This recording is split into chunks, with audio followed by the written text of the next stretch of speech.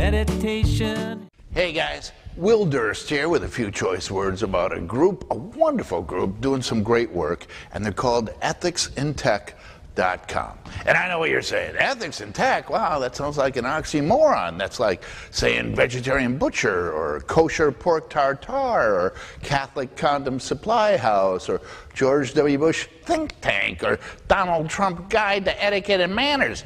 And you're right. But they're here to help, and they do with a smile.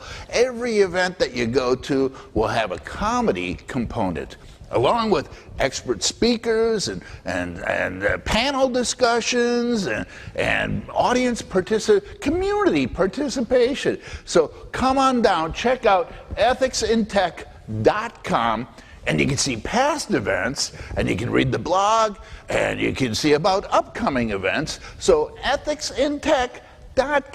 It's simple, and you might want to consider volunteering, or throwing them a couple of bucks here and there. Any and or all donations will be accepted and appreciated.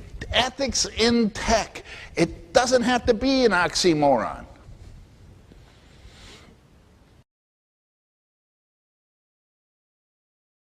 Hi, I'm Vahid Razavi with Ethics in Technology. For the past 8 years, we've been focused on ethical use of technology in various sectors, from AI, security, privacy.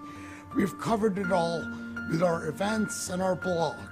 Today, I'm asking you to kindly consider making a tax-deductible donation to Ethics in Tech for turning the tables on the tech sector.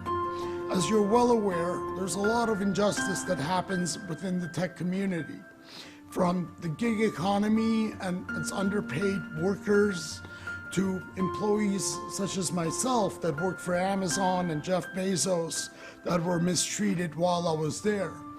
And as long as we don't speak up, nothing will change. If we don't share what's happening, nothing will become of it and nothing will improve. So we want to turn the table. We want to create an app that targets tech community in corporate America and evaluates it based on how ethical and just they are, not just how great they are for their consumers. So with your help, we're hoping to raise some capital in order to do this. It's not a lot of money, and we can definitely build the app, and we have the experience to do it. We also want to be able to continue to fund our community of comedians, writers, bloggers that contribute content to our various events. With your help, we can do that. In return for your generous contribution, what we are willing to offer is annual memberships in Ethics in Tech that include events, online events, as well as in-person events once we can have them again, as well as access to our applications once it's developed, and of course our blog that's always free and does not serve any ads, and we don't plan to serve any ads on. So we hope you can join us. We hope that we can turn some of the injustice against the employees of these tech companies and be able to make a difference with your help. Thank you.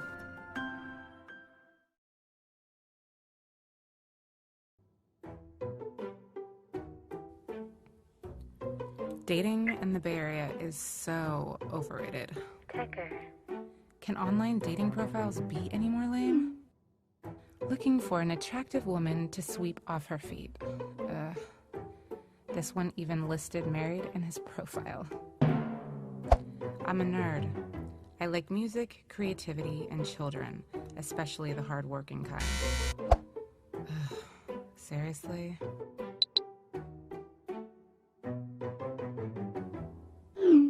ISO for intelligent, capable woman not to hire. Yep, please don't come looking for me. Wait, what? Seriously? I'm a busy online marketplace with many interests. I bet you are. I bet he even lives at home with his mother.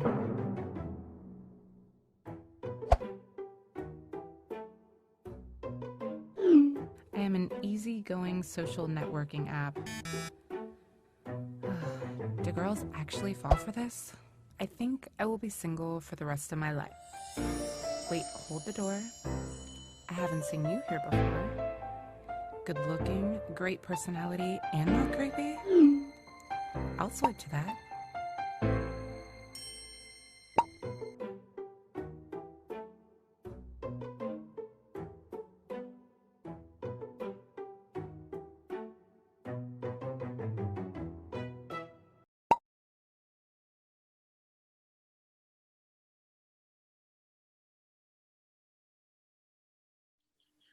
Hi, everybody. It's Vahid Wazir.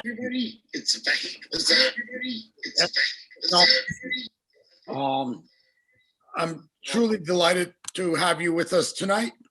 I wanted to mention that this evening we will be talking about a very important topic of surveillance and Big Brother watching. You might wonder why we choose these topics, because we believe that right now, the ability for people to gather and communicate is being hampered by government agencies. And I don't want to just necessarily talk about the US, but abroad in places like Myanmar and Iran and Beijing. What happens is in Myanmar today, they announced that videos on TikTok are used to intimidate protesters. In places like Iran, access to Twitter, Facebook, and YouTube are banned, and bandwidth is controlled. So technology is being used by states to silence the masses, and it's also being used to commit acts of terror. In October 2nd of 2018, Khashoggi was at a Saudi embassy in Turkey and was hacked to death and killed. Now, Khashoggi's phone, as a journalist, was hacked way earlier by NSO, an Israeli company that created a tool called Pegasus, which uses malware to pretty much unencrypt the content of his phone and through WhatsApp, an application that's owned by Facebook. The challenge is, countries and our bad actors use surveillance, they use monitoring, they use the tools of shutting down the internet to fight activists and to fight the public dissent, and people don't do anything about it. Poor Khashoggi died 2.5 years ago. Now the intelligence report about his death has come out recently and over just the past week. Now, if you had intelligence, you would want to avoid something like that from happening, or once it happened, at least release the report within some reasonable time frame. In the case of Khashoggi, that didn't happen. And once that report was released, President Biden didn't even bother to spank MBS, the man who was ultimately responsible for the death of Khashoggi, as established in the report.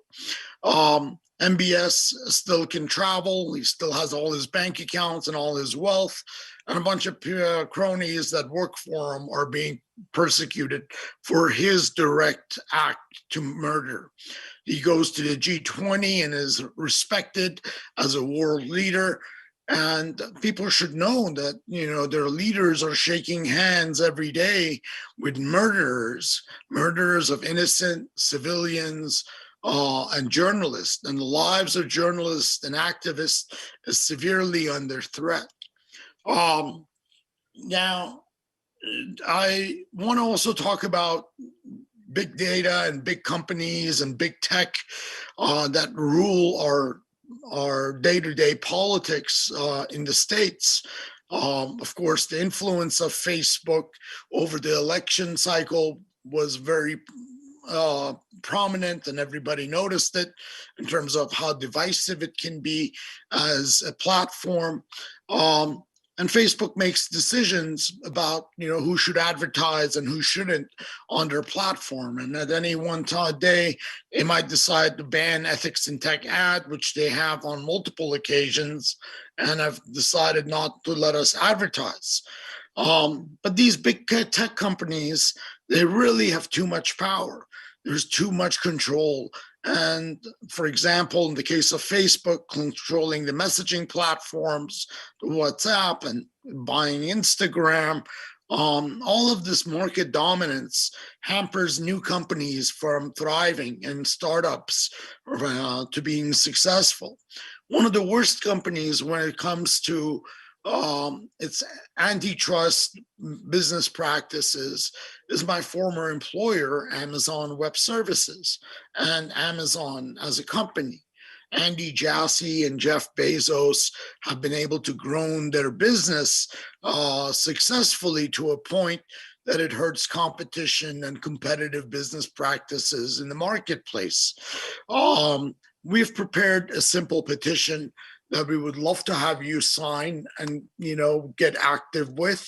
The petition is on Roots Action, and it's to break up Amazon and to regulate it. Amazon of the world is very similar to Standard Oil and the Rockefeller of 100 years ago. It needs to be regulated, and it needs to be broken up, not into one or two pieces, but just like the Mama Bells and the Bell companies were AT&T, it needs to be fragmented and broken up into many pieces. So that's a petition you can find on our website, ethicsintech.com. We haven't done petitions in the past. This is our first. So please take a look at it, see if the content resonates with you. And if it does, please visit ethicsintech.com and kindly consider signing it. Finally, I want to thank you personally for taking the time to watch our event tonight and for supporting us. We are a nonprofit. We don't have any backing by any corporations or entities outside of the support we get from throwing these events. So we can compensate our video folks and some of the other costs that we have. And we appreciate any support you provide us. So if you feel like you can make a contribution to our website, that would be amazing. We would greatly welcome it. And we're here at your service. We love to learn more about the community.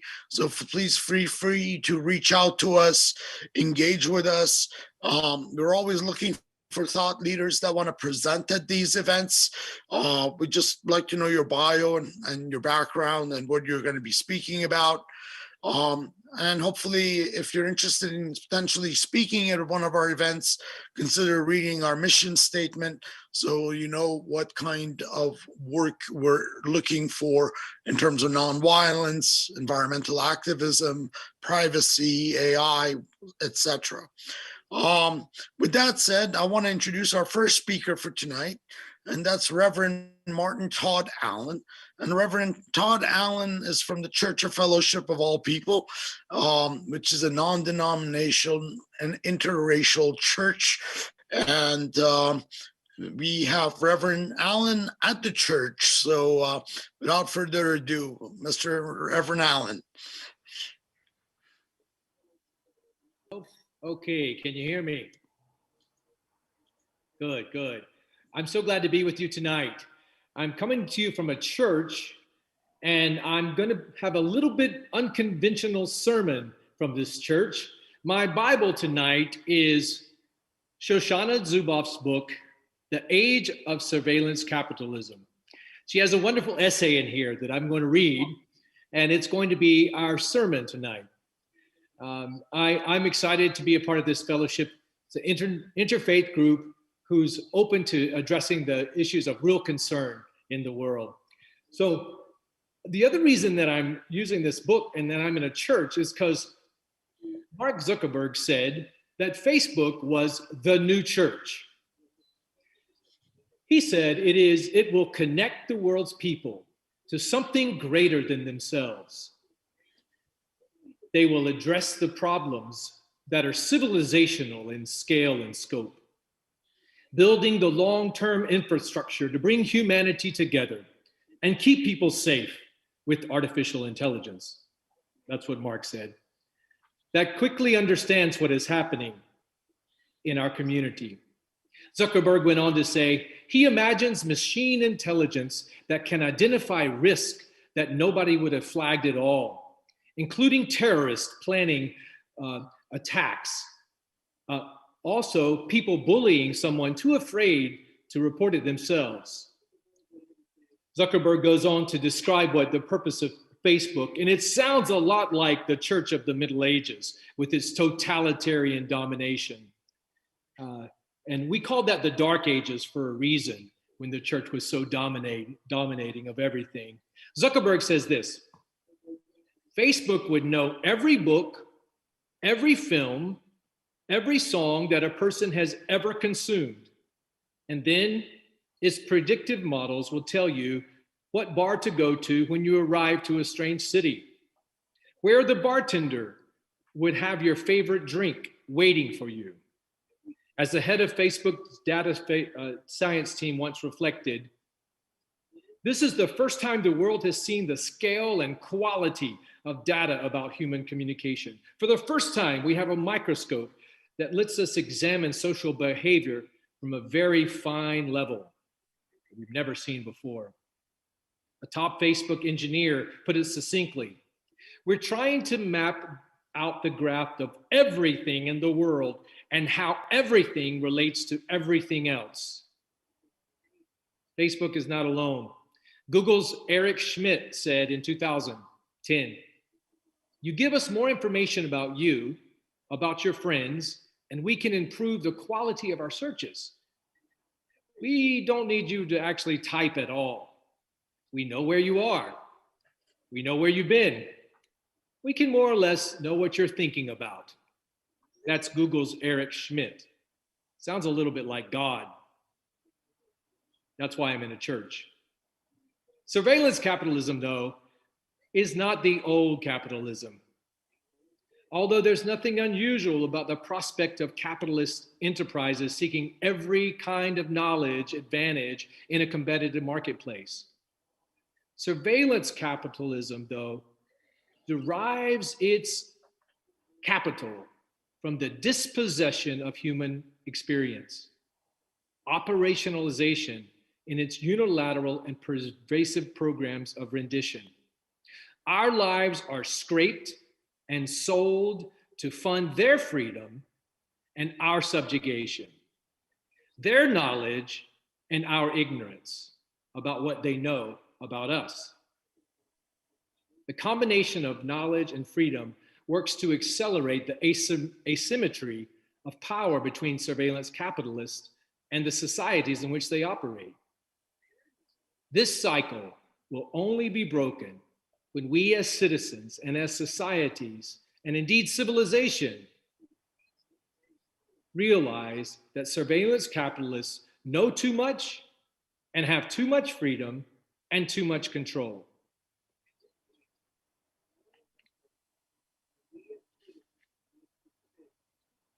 Surveillance capitalism works for the sake of its own commercial success. It aims toward this hive collective, that we would all be a part of this hive. This privatized instrumentalization of social order is a new form of collectivism in which the market, not the state, concentrates both knowledge and freedom within its domain.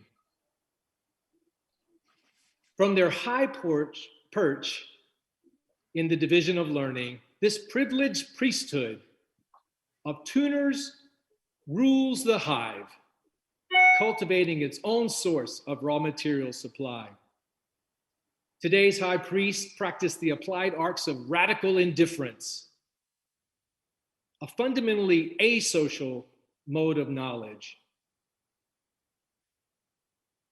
Andrew Bosworth is an executive with Facebook, and here's what he said. We connect people. That can be good if they make positive connections. Maybe someone finds love.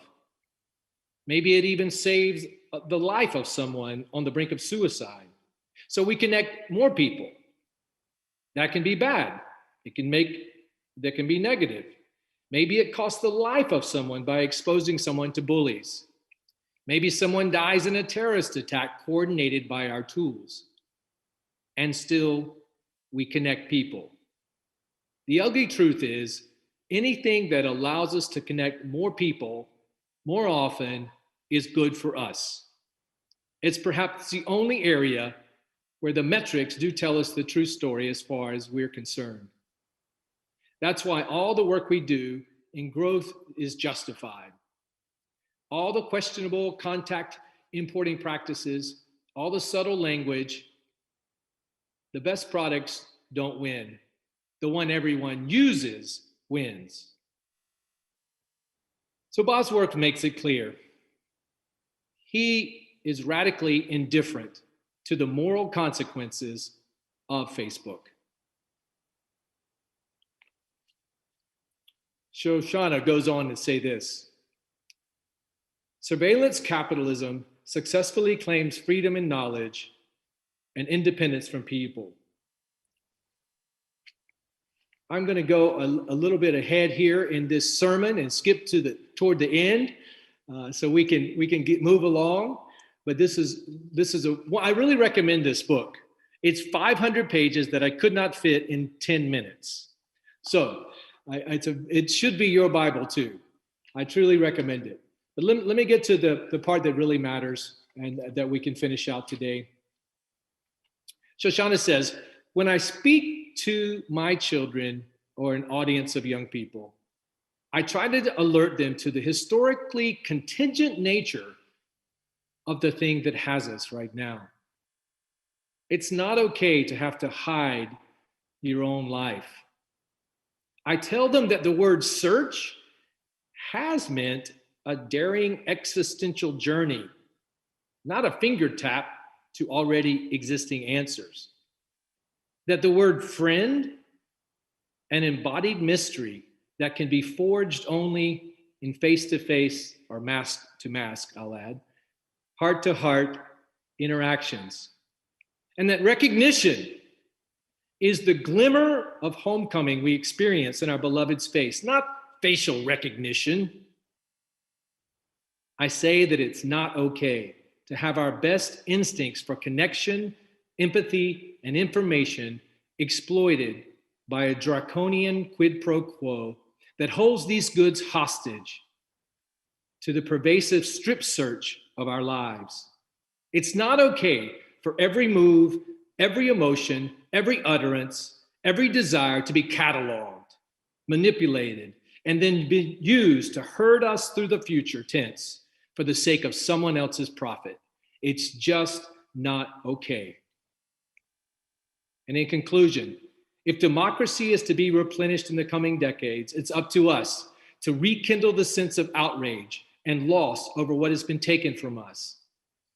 In this, I not only mean our personal freedom, our personal information. What is at stake here is the human expectation of sovereignty over one's own life and authorship of one's own experience. What is at stake here is the inward experience from which we form the will to will and the public spaces to act on our own will. What is at stake here is our rights as individuals and as societies to answer the question, who knows, who decides, and who decides who decides? Surveillance capitalism has usurped so many of our rights in these domains. It's a scandalous abuse of our digital capabilities. And their once grand promise to democratize the world through the internet has been thwarted. There does need to be a digital future, but let it be a human future first. Can the crowd say amen? Amen. Thank you, guys. Thank you so much, Reverend Allen. Greatly appreciate it. it's I want to read that book now, so save it for me once you're done, so I can read it firsthand. But I want to introduce our next speaker, Michael Ruffo, or Mike Ruffo. Mike is a ethics and tech advisor. He has been a singer and a songwriter and performs with a band called No Exit.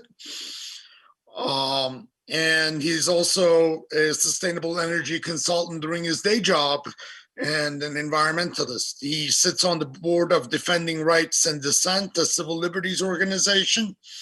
Mike, would love to hear from you. So fire away. Great. Thank you so much, Vahid, and thank you, Ethics and Tech, one of my favorite organizations, and these are some of my favorite events, so it's great to be a participant tonight. Yeah, as Vahid mentioned, I'm a musician, civil liberties advocate, and environmental energy consultant, and I'm on the board of Defending Rights and Dissent, a small civil liberties nonprofit in DC. I've tried to be engaged with civil liberties issues for most of my life, mostly due to the influence of my mother and grandfather, who wrote one of the first histories of the ACLU in the early 60s. I only bring this up to note that I think that the maintenance of our civil liberties requires a multi-generational approach and commitment. It's only through the valuing and teaching of civil liberties within our communities and our homes that a democratic society can prevail over time against the age-old tendencies toward authoritarianism. All right, I'll step down from my soapbox for a few minutes. Well, no, I think I need to climb back up. So yeah, after spending most of the last 30 years as a sustainable energy consultant concerned about the environmental impacts of our energy use, I'm now focusing primarily on music, which also touches at times on political activism.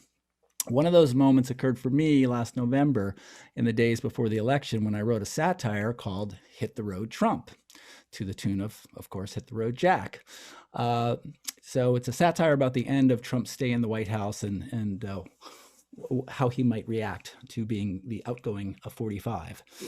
However, when I started trying to promote the video on social media, I found that Facebook would not allow me to do so. It took me a while to figure out what was going on and that they weren't just picking on little old artist me. What I quickly learned was that there was a complete ban on advertising of any content on Facebook that Facebook deemed to be related to social issues, elections, or politics. What shocked me about the ban was how broad and far-reaching it was and how it was impacting nonprofits who, sometimes have an interest in social issues. Civil society being always so quaint. It turns out a lot of nonprofits come into the so-called Facebook ecosystem of advertising and learn how they could use the platform to get word out on the good works that they do and to find people who are interested in supporting their work. That all sounds dandy until the mega ban hit.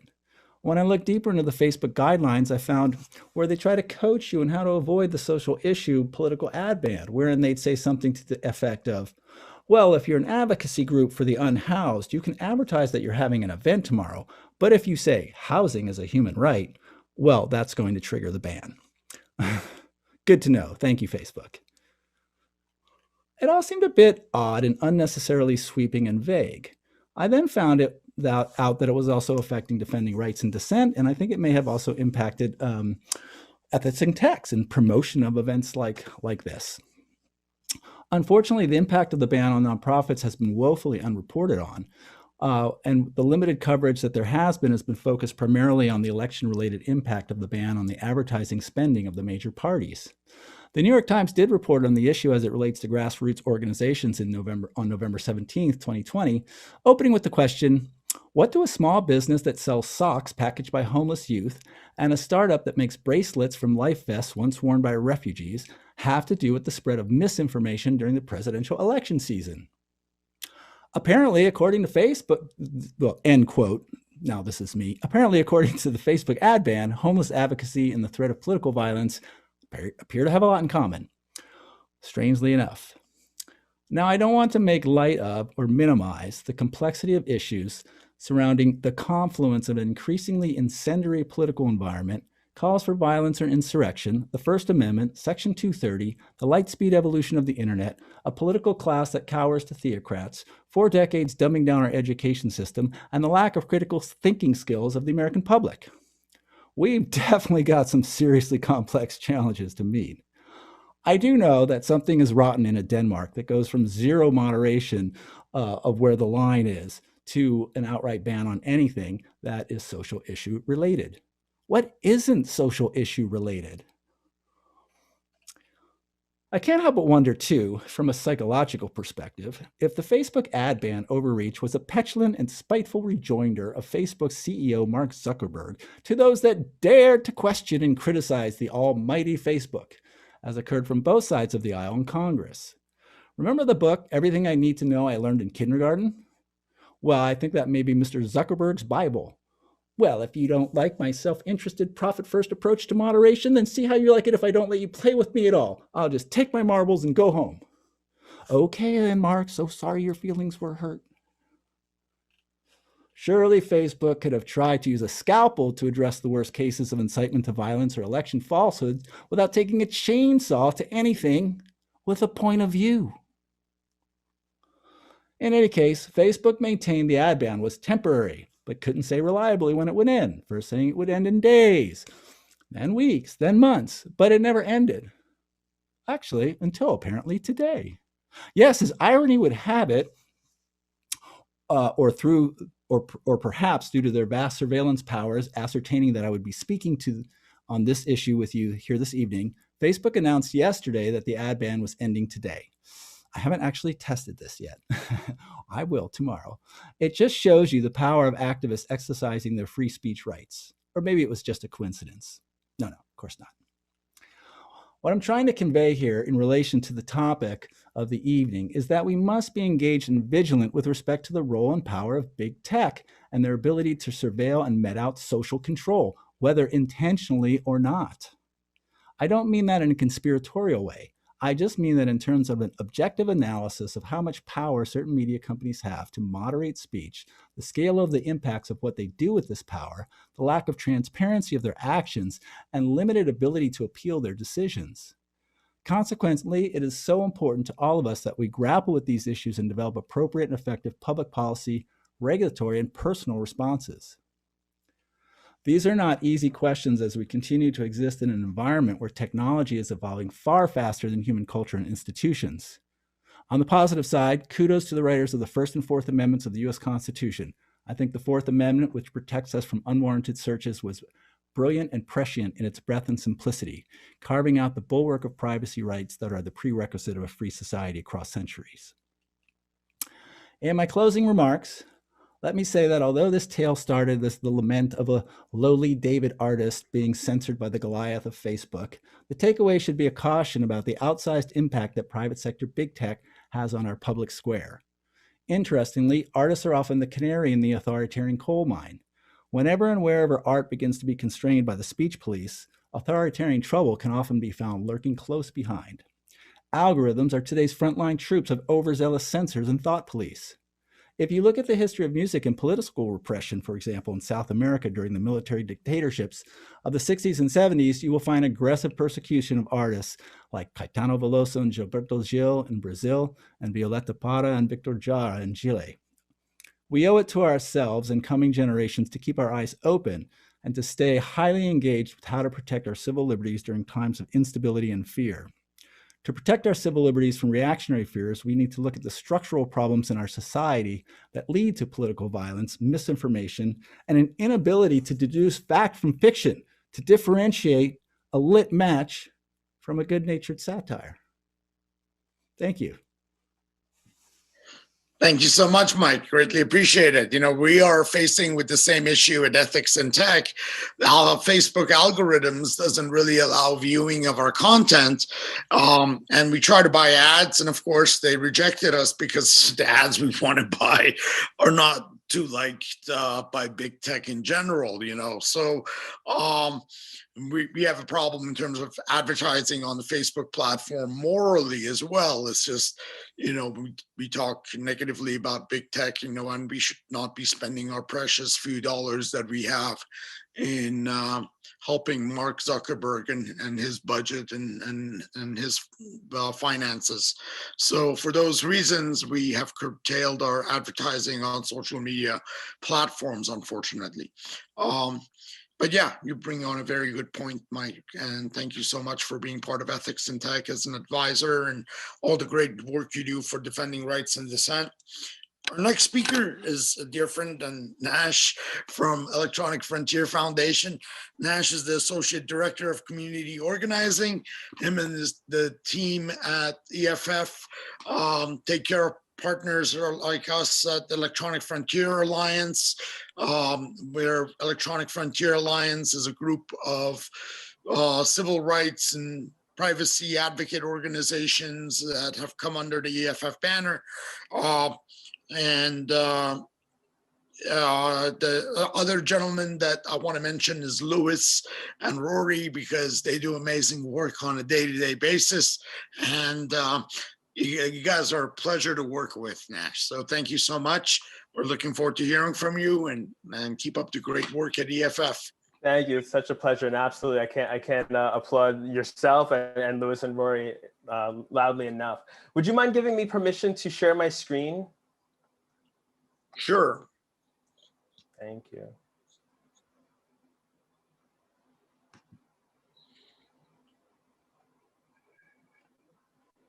All right, I think I have it now. Excellent.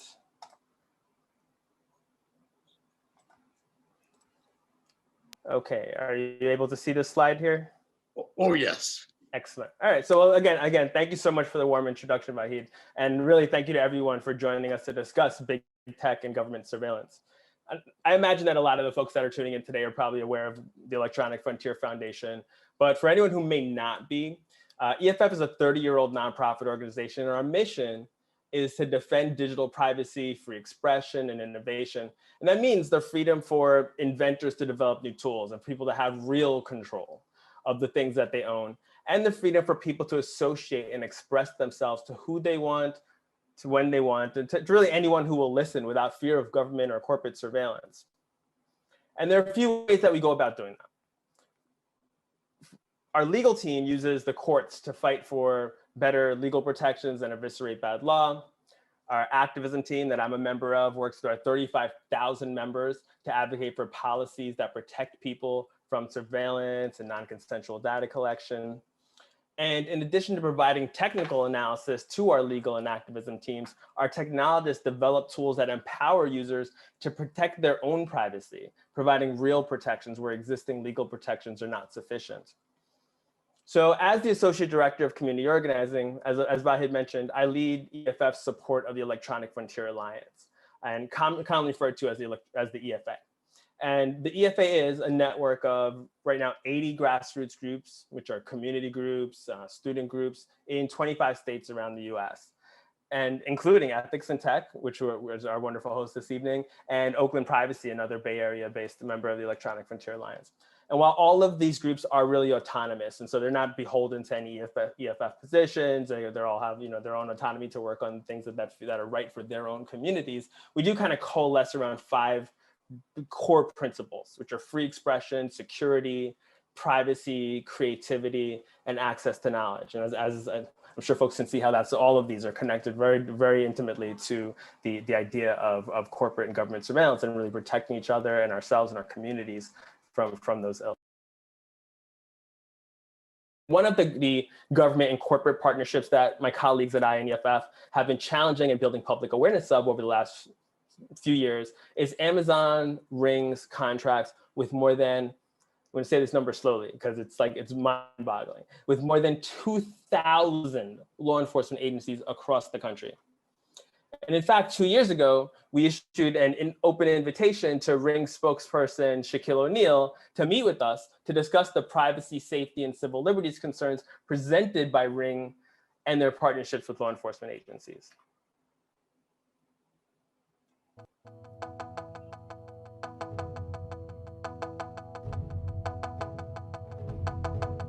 Awesome, I can be anywhere and see who comes to my door.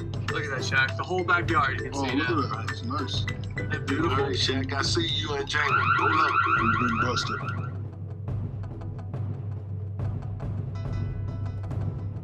Word of a growing partnership between police and the popular doorbell company Ring is raising privacy concerns nationwide. Police departments can now use an app to access footage uploaded by Ring users. The company says its goal is to eventually have every law enforcement agency in the country on its police portal.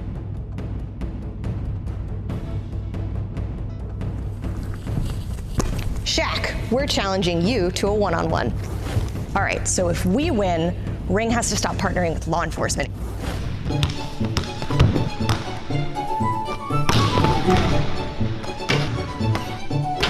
What happens if we lose?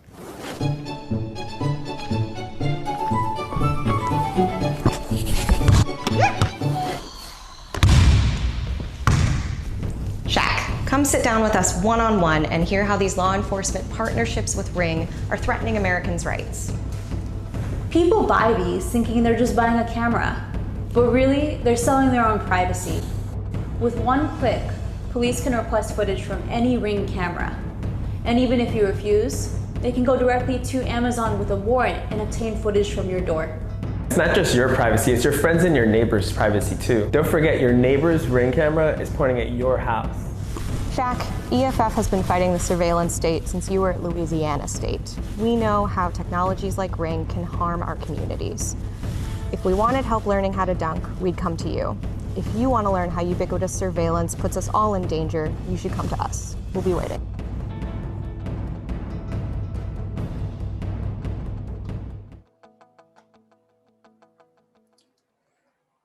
Probably not surprisingly, Shaq never did RSVP. But a few weeks ago, we did uncover that just as we'd warned, police, in this case, the LAPD, were acquiring access to Ring data in order to monitor protests against police violence. And documents we received through public records requests confirmed that the LAPD had sent requests to Amazon Ring users specifically targeting footage of last summer's Black-led protests against police violence. And that said, LAPD is certainly not alone in over-surveilling protest activity. Later this evening, you're going to hear from my colleague, SAIRA HUSSAIN, about EFF's investigation and lawsuit regarding the San Francisco Police Department's use of the Union Square Business Improvement District's network of over 400 cameras to spy on protests under the guise of public safety and situational awareness. Now, this all raises the question of what can communities do to stop the spread of unwarranted surveillance? When it comes to corporations, it's important to remember that each of you, as the consumers or possibly stockholders, has power. Your decision to boycott or divest has a direct impact on their bottom line. Amazon's decision to press pause on the sale of face recognition technology to law enforcement came just as much, if not possibly more, as a result of consumer and stockholder pressure as it did to political pressure. And when it comes to police department access to these systems, Oakland, Berkeley, Davis, Santa Clara County, and municipalities across the country have already passed legislation that requires transparency before a government agency can utilize a surveillance network like this. In fact, it's San Francisco's own community control of police surveillance ordinance that provided the framework for us to hold the SFPD accountable for accessing a private network of surveillance cameras without Board of Supervisors approval or any publicly available use policy. And so control of police surveillance regulations have been passed in more than a dozen municipalities across the country as part of a campaign we launched in partnership with EFA member Oakland Privacy and national partners, including the ACLU, SALT, NAACP, Movement for Justice, the National Network for Arab Communities, and others. What was different about San Francisco CCOP's ordinance was simply that it added a ban on one particularly pernicious form of surveillance being face surveillance. And with that exception, which has been retroactively added to some of the earlier ordinances, CCOPS doesn't say that government agencies can't acquire types of surveillance. Instead, it just creates a democratic process for providing transparency and accountability measures that shift the power away from agency executives and into the hands of elected officials and the communities that they answer to under some very basic guiding principles. First, that surveillance technology should not be funded, acquired, or used without express city council approval. All too often and frequently with funds acquired through Department of Homeland Security grants or through Department of Defense gifting, we see that there's often not an awareness or input from any community residents or even elected officials. And local communities should play a significant and meaningful role in determining if and how surveillance technologies are funded, acquired, or used. So rather than allowing the police or other agencies to decide that unilaterally, CCOP's ordinances put the responsibility in the hands of elected officials after they've heard from their constituents and the communities that they're accountable to. And the process for considering the use of surveillance technologies needs to be transparent and well-informed. So those reports need to speak to the capabilities, how it's going to be used, how the data will be preserved, how long it's going to be retained for, and how potential adverse impacts on civil rights and civil liberties are going to be mitigated or prevented. And another guiding principle of CCOP's ordinances is that, much like warrants, the use of surveillance technologies should not be approved generally. So if they are provided, approval should be specific for technologies and specific limited uses. To ensure that agencies remain in compliance, CCOP's ordinances also require that agencies issue reports on an annual or biannual basis, because without this, a public approval process would be of significantly limited value. So they create an opportunity to modify the use policies if it turns out that what was adopted is not sufficient. And finally, really bringing it full circle, the history of unwarranted surveillance of activists and historically marginalized communities requires that CCOPs really recognizes that surveillance technology should not be funded, acquired, or used without addressing those impacts and the civil rights and civil liberties concerns. Because we know that from the COINTELPRO era, or the monitoring of the American Indian movement and the Student Nonviolent Coordinating Committee, and even to the recent CBP and Department of Defense and US Marshal's Office monitoring of protests against the police murder of Black people here in the United States, government surveillance has had a significant detrimental impact on movements for civil rights and civil liberties. So in recognition of that, these community control over police surveillance ordinances require that prior to holding a public hearing, the police or other agencies seeking to acquire new surveillance technologies should expressly identify the potentially adverse impacts the technology may have on residents' civil rights and their civil liberties, and what specific measures they'll undertake to prevent those adverse impacts. Now, I want to be really clear-headed here that we will not and we cannot regulate away all of the harms of violent, biased policing in collaboration with corporate surveillance. But as we reimagine the future of public safety and protecting essential freedoms, these types of ordinances, the CCOP's ordinances, provide an important step, taking the surveillance of our communities out of secluded rooms and placing critical information and accountability within our communities and into the hands of our community members and the lawmakers elected to represent them. So as we continue to, in closing, really what I'll say is that, as you continue to consider what are the ways that we can be fighting, these different types of surveillance, we should really be thinking about if we're concerned about where the power is lying now, we really should be considering where should the power be lying, and really putting that power back into the hands of our community members and creating democratic processes for deciding what is appropriate for our communities and what is not appropriate for our communities, rather than leaving it in the hands of folks who are currently empowered, right? And so one of the last pieces that I'll actually close out with that I think was understated in what I've shared so far is that it's really important to make sure that there is something called a private right of action, so that individuals within the community, and with fee shifting, so that individuals within the community can enforce. They don't need to prove that they've been personally harmed, because a lot of times with surveillance technology, it's impossible to prove that you've been personally harmed. But with the private right of action, you don't need to prove that you've been harmed. You need to just prove that the ordinance has been violated. And fee shifting makes it easier for folks not to have to worry about the EFF and the ACLUs and wealthy individuals supporting them, but any member of the community can find someone to represent them, because an attorney, understanding and having faith that their client will prevail, will know that they will be compensated once they're able to prove that the ordinance has been violated. So again, thanks again for your time. Thank you everyone for joining us tonight. And again, my colleague SAIRA HUSSAIN will be speaking later on and kind of speaking a little bit more about how we've actually moved into enforcing this in San Francisco. Wonderful, Nash.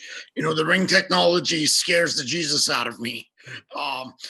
Nothing that good comes out of Amazon. It seems that the surveillance and the level of monitoring, not just from their vans, but from each of the ring cameras, really invades our privacy, and it needs to be looked at. And unfortunately, their work with the police departments is pretty scary by itself. I want to also, in finishing up, I want to make sure that we thank you guys again for all the work that you do, NASH, at EFF. We're a huge fan and a supporter, and whatever we can do to support you guys in your endeavors, we're here for you. Our next speaker is a dear friend of mine, Mr. Brett Wilkins. Brett is a board member of Ethics and Technology, and Brett has been involved with ethics and tech from early on, 2014, producing articles and content on our site.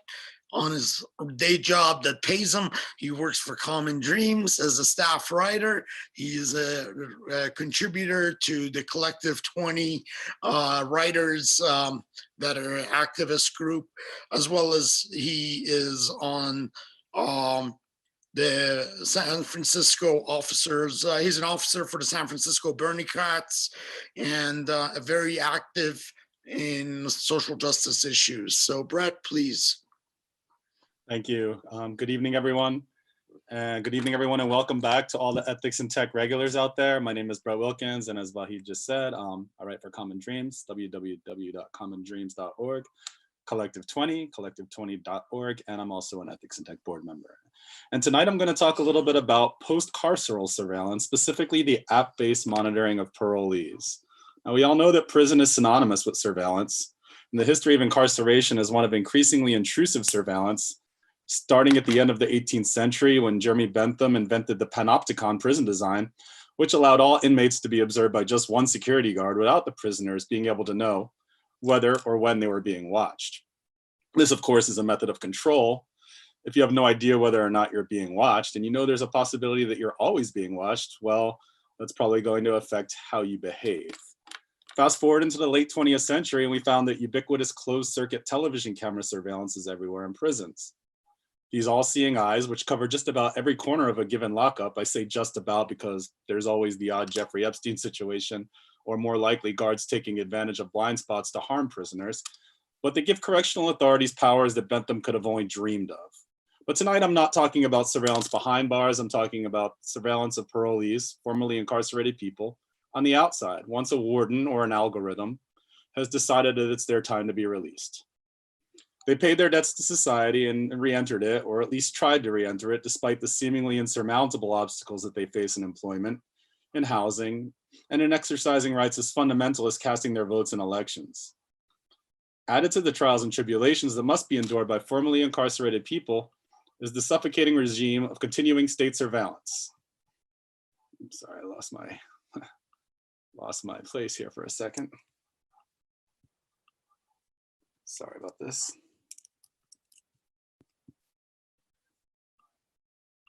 Oh, there we go. Sorry. So these days, you know, many formerly incarcerated people say this makes them feel like they're back behind bars again. These days, they're virtual bars, and they're increasingly likely to be app-based. Ankle bracelets and GPS monitoring, what Michelle Alexander, author of The New Jim Crow, called e-carceration, have been joined in recent years by apps including ShadowTrack, a chat box-equipped GPS wristwatch, which not only tracks a parolee's location, but also enables video communication with parole officers and even uses voice recognition algorithms to detect whether someone has been drinking alcohol or using drugs. While correctional authorities like to portray these apps as an improvement for parolees who no longer need to have as many face-to-face meetings with parole officers as they did before, or no longer have to wear embarrassing ankle bracelets, based on what I just said, it's not too hard to see why digital privacy and civil liberties groups, and especially formerly incarcerated people themselves, have been sounding the alarm on their use. One Virginia parolee who served time for marijuana possession described ShadowTrack as like having someone track every move you make. Quote, "It was like being locked up all over again," unquote. And by the way, it's not just prisoners that are being subjected to these apps. US Immigration and Customs Enforcement, ICE, uses an app called SmartLink, so do many prisons, to monitor migrants in the country after they've been released from concentration camps, private prisons, or other lockups in which they were jailed. We're talking about adults and children here. But back to the parolees. In addition to violating parolees' human rights, there's another motivating factor here that I touched on earlier, and that's the prison industrial complex, private prisons, the private prison industry. In addition to making billions of dollars a year from operating private prisons in a nation with about 5% of the world's population, but a quarter of its prisoners, profitable private prison corporations, including the infamous Geo Group, rake in hundreds of millions of dollars more from e-monitoring. Professor Chaz Arnett of the University of Maryland Law School says that, quote, once you get into these practices where you're pulling data, biometric data, and these companies are using that data to further monetize their programs and experiment, often it's people of color who are having their data extracted from them. This valuable commodity is literally the body of Black individuals. Meanwhile, parolees say that all of the positive selling points touted by the makers and advocates of these apps are little more than a facade that hides the truth, a truth that means because they're wearing a smartwatch equipped with a phone, failure to answer a call at any time can count as a violation, potentially land them back behind bars again. App-based monitoring is but one form of surveillance formerly incarcerated people must endure once they've re-entered society. Too often, these people come from over-policed communities in the first place, where they are subject from everything from cutting-edge technology like Stingray phone trackers, to facial recognition-equipped cameras, to spying on their social media accounts, and, as we saw last week in the headlines, the New York Police Department's new DigiDog robotic canine unit that was deployed to a home invasion in the Bronx last week. And before I bid you farewell tonight, I'd like to both present a path towards solutions and at the same time take a moment to salute the work of people in organizations like the EFF and attorney SAIRA HUSSAIN, who you'll be hearing from shortly, who along with the ACLU sued the city of San Francisco, where I live, for violating our ban on police facial recognition technology when it surveilled Black Lives Matter activists protesting the police and white supremacist murder of Black and brown people last year, George Floyd, Breonna Taylor, Tony McDade, Andres Guardado, Ahmaud Arbery, and others. And shout out to my comrade Hope Williams, who's a plaintiff in the case, and you've already heard from NASH, another plaintiff. I mention these people in groups because this is how we win the change that we want to see. I know it is a seemingly insurmountable task to get society to care about people caught up in the machinery of mass incarceration, as proven right now by the treatment of Mumia Abu-Jamal and all the other COVID-19 positive people behind bars who are effectively given possible death sentences on top of whatever other time they're serving during this pandemic. As a society, we're not even capable of extended basic human rights like healthcare, housing, and education to even law-abiding citizens, let alone prisoners and parolees.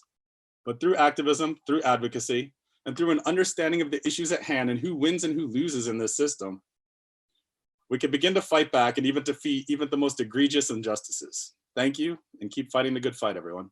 Good night. Thank you, Brett. Yeah, got to keep fighting the good fight. At the end of the day, just voting in elected officials and thinking that they're going to work on our behalf and not holding them accountable is not going to work. So the work starts once they are in the office. And, you know, there's a lot of hopes for President Joe Biden, but we have to keep him to his campaign promises. Our next speaker is SAIRA HUSSAIN. SAIRA is a staff attorney at EFF working on civil liberties team focusing on racial justice and surveillance. SAIRA was previously staff attorney in criminal justice reform program at Advancing Justice for Asian Law Caucus. And she has been working on federal immigration enforcement and local law enforcement programs and advocacy and litigation, as well as coalition building. SAIRA, it's a pleasure to have you with us tonight.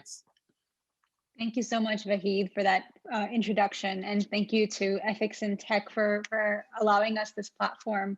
I'm really excited to talk with you all today about an insight into what accountability of government surveillance could look like. And the case example that I want to present to you is, as Nash and Brett have mentioned, our lawsuit that we filed last October against the city of San Francisco for spying on protesters who were part of the Black-led protests against police violence. So to take you back to last year, on May 25th, we all watched in horror as George Floyd was murdered by law enforcement. And very soon thereafter, protests began across the country and they spread from Minneapolis to all over, including in San Francisco. And once these protests began happening, we at EFF knew that there was going to be some surveillance, not just some surveillance, a lot of surveillance of those protesters. And what we wanted to do was make sure that government was going to be held accountable when they use surveillance technologies against protesters. So very soon after the protests began, they began at the end of May into early June. And somewhere in the middle of the summer, around June or July, we decided to start sending in public records requests to find out what types of surveillance technologies were being used, particularly by law enforcement. Here in San Francisco, we ended up sending public records requests to find out the types of surveillance technologies being used. And with an eye in particular towards one sort of entity, and that is known as a business improvement district. So these are quasi-government entities. They're usually formed by taxpayers in a certain part of the community that come together, and they decide to pay an additional tax in order to supplement city services, do things sometimes like provide surveillance cameras, and they're known as business improvement districts or community benefit districts. And here in San Francisco, there are 18 of them. We have known about business improvement districts and the ways in which they sometimes work with law enforcement. And so we wondered, because a lot of the protests went through parts of the city where these business improvement districts are active, what types of information were collected by these business improvement districts, and what type of information flowed over to the police. So we know that there are several of these districts with camera networks here in San Francisco. And they're just networks of surveillance cameras, and they capture all kinds of information. Now, normally what happens is, let's say the police find out that, somebody has said, like, I'm a victim of a crime, or a business has said, I need to go, get an insurance claim. What'll happen is the person who wants the footage or the police will put in a request, and they'll ask for a specific time, location, that sort of thing. And the folks at the back end in the business improvement districts will take a look, and they'll say, okay, well, it pertains to this particular camera, and they'll provide them with that snippet of footage. So we wanted to find out what type of information the police got. So we sent in these requests to the Union Square Business Improvement District and asked them, what type of requests have you received with regard to these protests? And what we found out was that the Union Square Business Improvement District got a number of requests during the time of the protests.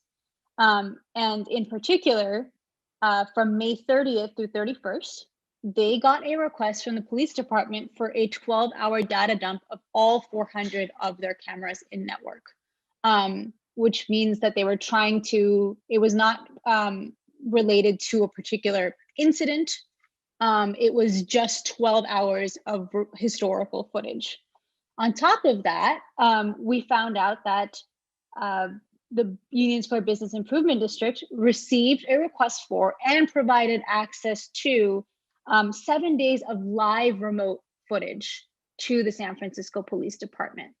And the way that the police department put it was, we need to find out what's happening with situational awareness with the demonstrations that are coming through our areas, and so provide us with access. And we saw this chain of emails going back and forth from the Business Improvement District to the police department, where they're saying, give us this link, and the Business Improvement District says, sure, we'll provide you with remote access. And then on top of that, there was a request for an extension, and the Business Improvement District also granted that. Now, what does this mean? It means that essentially people who were participating in these protests were under surveillance. They, if they walk through the Union Square area during the time of these protests, they could have been caught on camera exercising their First Amendment rights to speak out against police violence, and in particular against the Black community. So after this came out, we decided that we had to make this public. We wanted to let the public know about what the police were doing. And so we published a blog post providing this information. And you know, it was something that the public hadn't previously known, and we found out about through these public records requests. So we had this information, we made it public, and we started to think about what else we could do. And going back to what Nash said about San Francisco's CCOPS ordinance, San Francisco passed in June 2019 the surveillance technology ordinance, which prohibits acquisition, borrowing, or use by the government of surveillance technology without prior approval from the Board of Supervisors. And as Nash also mentioned, you know, the way that we try to make sure these ordinances have teeth is by putting in a private right of action. And so this private right of action has had injunctive relief, which allows for private people to bring this lawsuit and enforce this ordinance when the government violates it.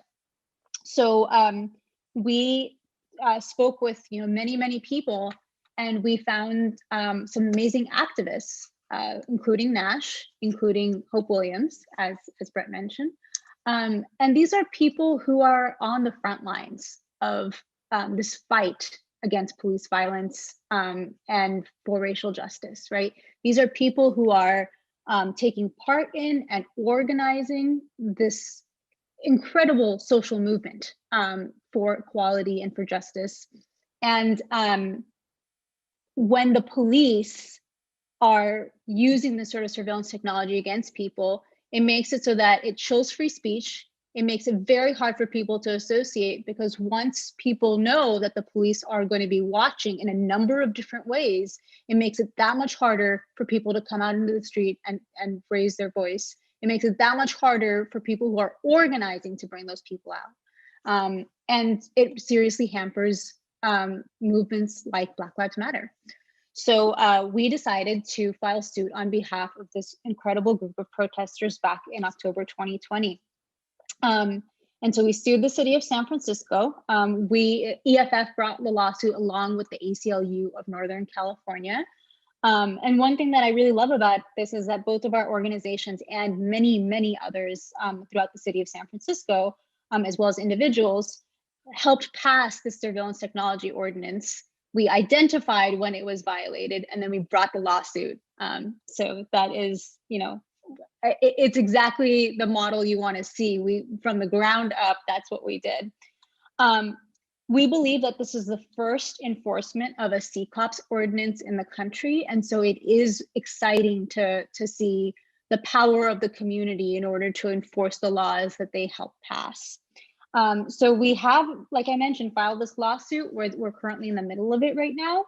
And we are hopeful that what'll come of this is accountability, making sure that the government knows they can't just do whatever they want. They can't just start using whatever technology is available to them and expect that they're able to do it so blatantly, such a blatant violation, even after the community raises their voices and says, no, actually, we want some control over how the police are going to be surveilling us. We want some say in this. So we're really excited to have been able to bring this lawsuit, and we will be sure to keep you all updated about how it goes. And we're also hopeful that this lawsuit helps set the model for people across the country. You know, all these jurisdictions that are passing CCOPS ordinances, face recognition bans, we really want to see these pass across the country. And on top of that, when there are violations, know that there are people out there who can help bring them.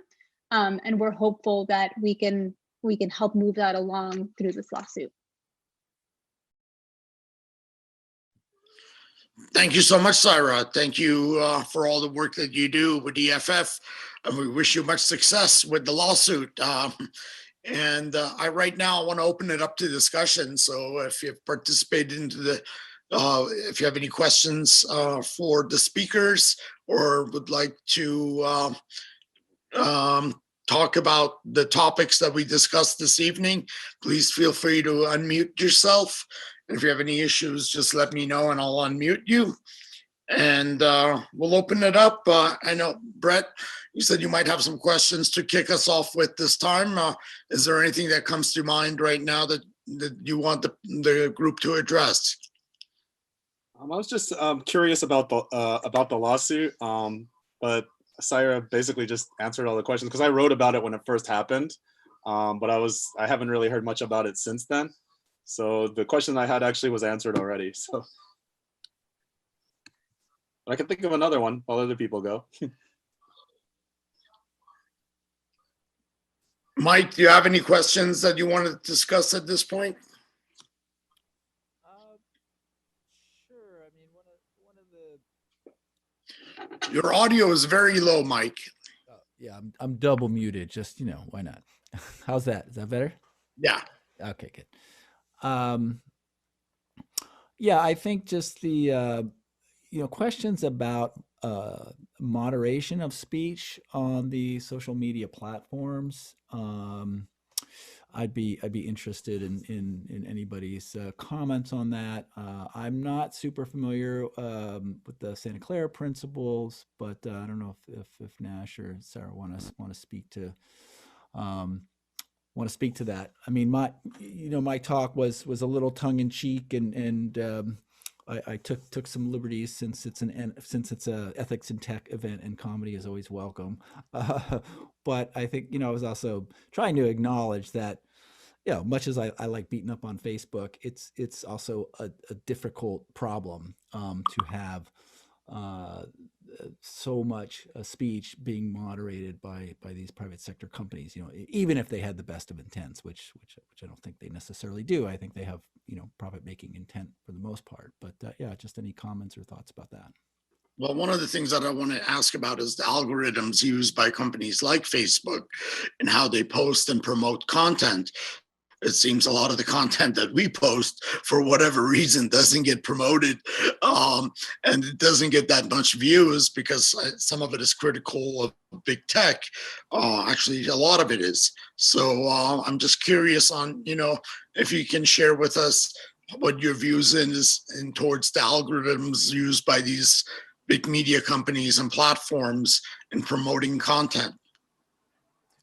Well, I will start with and I'll try to address them both at once, which is to say that the algorithms I know over the course of the time that I've been using Facebook, the algorithms have changed innumerable times, and as far as like what they're focusing on or what it's lifting up, and so I think to answer the question more generally, the problem it's less of what is the algorithm that they're using right now today, as opposed to the lack of transparency about the algorithm or about their platform moderation practices, right? And the idea that if a user has all the information and it's transparent to them and they can understand, okay, this is what's happening on this platform, right? And if I don't like this platform, then I should be able to go to a different platform, right? Unfortunately, because of the size and the control that Facebook has, it's really difficult, right? And not only is it difficult in that all of my friends are on Facebook, right? And so if I go to the other place now, I can go to Mastodon, I can go to the federated model of the day, but I'm not going to have the same opportunity for reach there, right? And even if I organize all of my friends, the hurdle of getting all of the information and the friends list and the data and all of your stuff and moving it over to someplace else and being able to exercise that, into the power of the purse, if you will, and the purse being your eyes in this situation, right? Because you're not paying for Facebook, but they are making money off of your eyes on those things. It makes it very difficult. So one of the answers is data portability, right? And being able to take your information and be able to move it easily over onto the other platform, and in so doing, increasing the competition, right? Increasing the motivation for Facebook to actually empower the users, right? Another way of empowering the users is also to make their policies really transparent and to make it clear, like how many people posts have you taken down? Why did you take them down? Was there an appeals process? How was the appeals process initiated? Was there, if the initial ruling wasn't acceptable, then what else can I do? And so Mike mentioned the Santa Clara principles, and if folks, and I'm gonna be very transparent that I'm cheating right now and looking at the Santa Clara principles, right? So if folks want to look along with me, you can go to santaclaraprinciples.org. And right now, I should also say that they're the group of folks and the group of organizations, which EFF is just one of, that created them, are also now in a process now, a few years after initially releasing them, of reevaluating, are they still the appropriate principles? And there was a number of interviews with people from across the world last year to help us kind of refocus and decide, are they still applicable, or should they be addressed, and should they be modified? The first one is companies should publish the numbers of posts removed and accounts permanently or temporarily suspended due to violations. With the second one being, companies should also provide notice to each user whose content is taken down or account is suspended about the reason for the removal or the suspension. And I should say before this that when we've reached out to them, they have addressed it. But in the last year, I've seen more than a couple of posts that have been taken down, and even on Twitter, right, where like they're saying your message was taken down, and then the reasoning was blank, right? And it's like, well, so how do I even appeal whether or not it was right or not if I don't even know why it was taken down, right? And again, I want to say that when we've reached out to them, they have addressed it and corrected it. But you shouldn't have to have someone at EFF that you can reach out to do that, right? It should be very clear and transparent for the user. And also, companies should provide a meaningful opportunity for timely appeal of any content or suspicion. So human review by a person, not an automated system, and understand also that, all of these things, all of the platforms are horrible at content moderation. And the reason that they're horrible at content moderation is because it's not easy, right? There's a lot of things to juggle. There's, the trauma of the people that have to actually moderate the platforms and the content, right? Versus like the automated systems that, if I mention the word black or I mention the word white, and I'm talking about I'm making a white supremacist comment, or I'm making a comment about the harms of oppression and how we can work collectively to overcome them, and how our liberation is collective or it's non-existent, an automated system might see those as the same, right? And so really, how do we balance like the need to protect individuals from trauma with also the need to actually have effective systems, right? And then an opportunity to present additional information that will be considered in the review. Maybe contextually, what you said within the context of where you live and the community that you're in has a very different meaning or very different understanding than other communities, right? So how do you actually provide that information in a meaningful way? So all this to say, and then, and obviously what Mike spoke to earlier brilliantly was also around the recent Facebook decision to no longer have, political ads, right? Also, but which also, when we talk about the lack of transparency, also like, who's deciding what a political ad is, right? And also understanding that, and I think there's some great arguments for not having political ads. I get it. There's some great arguments, but there's also the idea that like, if you are a newer candidate, right, who's trying to come in and like create an alternative to some of the entrenched, political, figureheads, you're not going to have the same kind of money to pay for television advertising. You're not going to have the same kind of money to pay for print advertising. So what do? What does that decision mean for you? What does it mean for the fact that like Facebook is the platform that it is, and not having equitable access to it will have a solidifying effect on the current existence of power, right? And Great so point.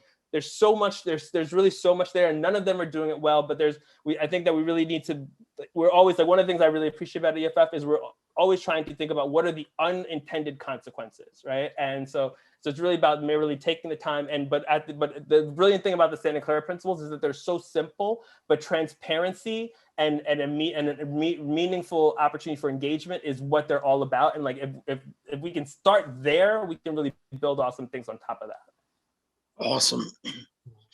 Yeah, one of the areas that I want to talk about around surveillance was the work that's being done in Minneapolis around facial recognition ban. Nash, would you mind talking a little about, what they were able to accomplish in Minneapolis? Sure. So I want to say about 3 weeks ago, and I think it became official about 2 weeks ago, we worked closely with our Electronic Frontier Alliance partner there, which is Restore the Fourth Minnesota, as well as the ACLU of Minnesota, in passing a unanimous passing a face surveillance ban in the city of Minneapolis, which is now, I think we're well over a dozen now in face surveillance. We started, San Francisco's was passing San Francisco's ban on face surveillance as part of our community control of police surveillance in San Francisco was the first one, and then Oakland followed, Berkeley followed, and now Massachusetts has, I think, may have more numbers than us in California now. We have to catch up.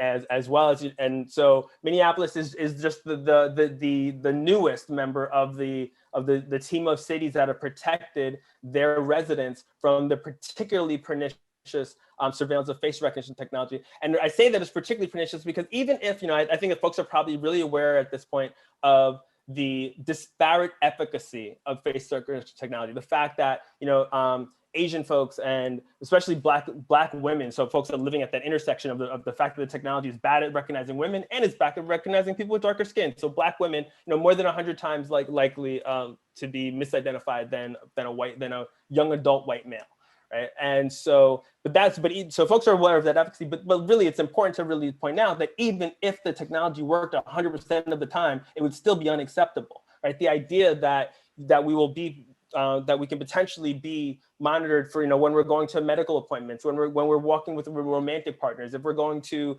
our religious institution, and the impact, if we're engaging in protest, and the impact that would have on our likelihood to do so. I know even without face recognition technology, folks may know that before I joined EFF, a lot of my work was around building legal support infrastructure for folks that were engaged in political activities. So during the Ferguson uprising, during the Baltimore uprising, after Tamir Rice was killed in Cleveland, I helped build the legal support infrastructure that helped folks to push back and to raise up their voices.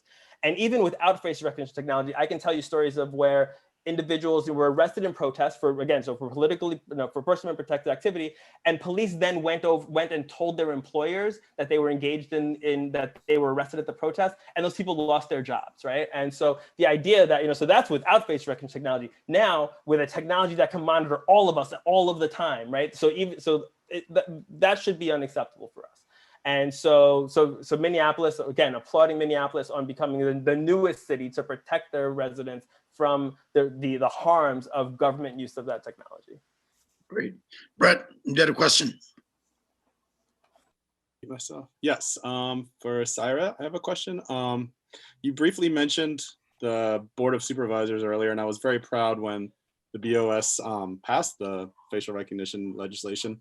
I was wondering that since the lawsuit started, have you had any support from any members of the board or from the San Francisco Human Rights Commission or from any of the other city officials on this?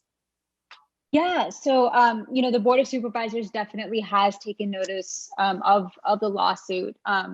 In particular, after we made public that the SFPD had been able to obtain access to the business improvement district and use their camera network remotely, there were many supervisors who expressed concern about that. In fact, in response to both the blog post and the lawsuit, there was a community benefit district in the Castro that was considering adopting a network of surveillance cameras as well. And they decided to put it off after many people in the community started speaking up against it because of that concern.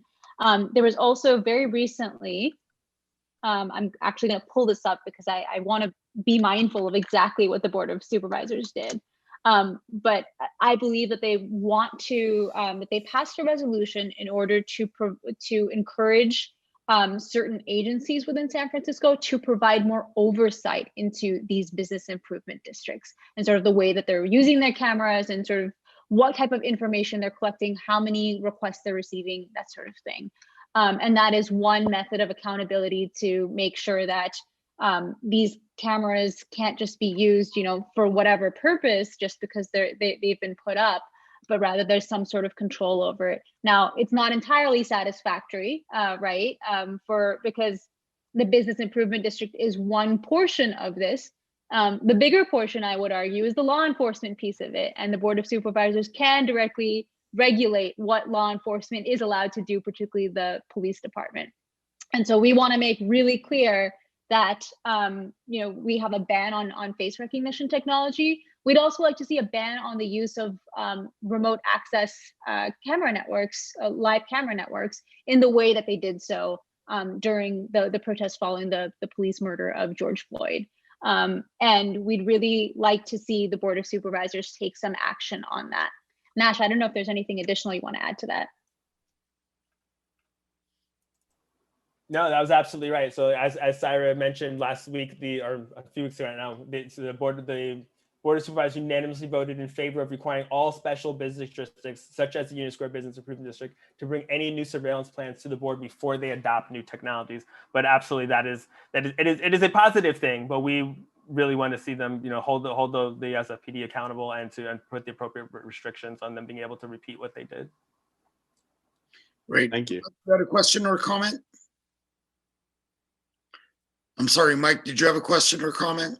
Oh, yeah, I wanted to bring up biometric data and requirements more generally. It seems to be a trend towards, of course, more and more biometric data, and I've always resisted it. But I'm concerned that it's going to be harder and harder to use technology without the provision of biometric data.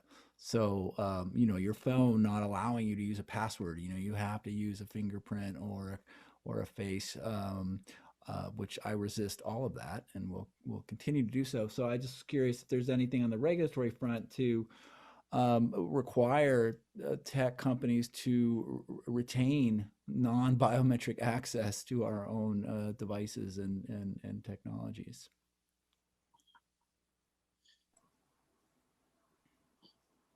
I can take that. Take that.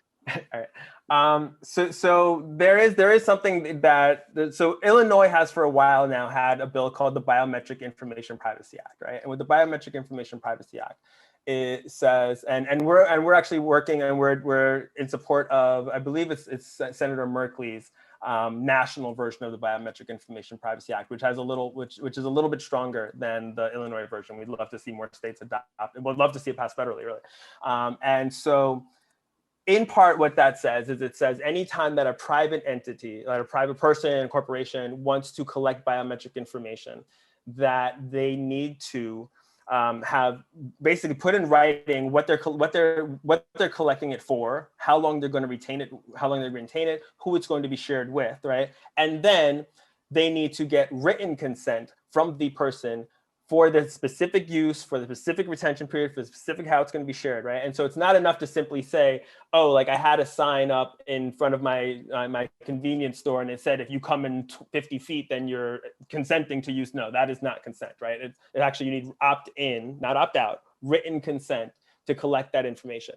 In addition, and so which would now bring it back to Mike's question, in addition, you can't incentivize collecting the information. So you can't incentivize someone giving you that consent, which therein would say that there needs to be some other alternative way for them to use the service, right? So it can't be, oh, sorry, you can't use your phone unless you opt in to giving us this information, right? And so I think looking at the biometric, especially the federal version, the bill that's been presented federally, although the Illinois one is great, and has been really effectively used to hold Facebook accountable recently, and is being used in a lot of the Clearview cases. But the federal version does have some really important improvements. And so bills like the federal version of the Biometric Information Privacy Act that both require that informed opt-in consent and prohibit incentivization of opting into that would provide, I think, the protections that you're looking for.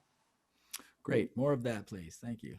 One additional thing that I'll do is take it out of the sphere of consumer products and put it into the sphere of government, since all of my work in particular is about combating racial and immigrant surveillance by the government. So during the Trump administration, we of course know about the horrendous attacks on immigrant communities that took place, continue to take place, obviously. But one of the things that was a little bit lesser covered compared to some of the other atrocities that we saw was the ramp up of biometric surveillance and the collection of people's personal information. So back in October, back in September of last year, there was a proposed rule that was introduced by the Department of Homeland Security to collect far more biometric information from anybody applying for an immigration benefit, including not just the person who is the applicant, but also their family members, including permanent residents, US citizens, and for the first time ever, children under the age of 14. And the types of biometrics that were proposed were things like palm prints, iris scans, facial imaging, DNA in some situations. So it really was a vast expansion of what we currently have, which is things like signatures or fingerprints, which are much more, common forms of identification or personal information that is provided to the government. And so we at EFF wrote a rule. There are many other organizations, including immigrant rights organizations, that wrote comments against the rule and basically talked about how harmful it would be. We were very concerned that it was going to be finalized prior to the departure of the Trump administration. And thankfully, that did not happen. What I will note is that the rule, while it has been, it's not moving forward under the Biden administration. We haven't heard any plans to do so, but it hasn't been formally withdrawn.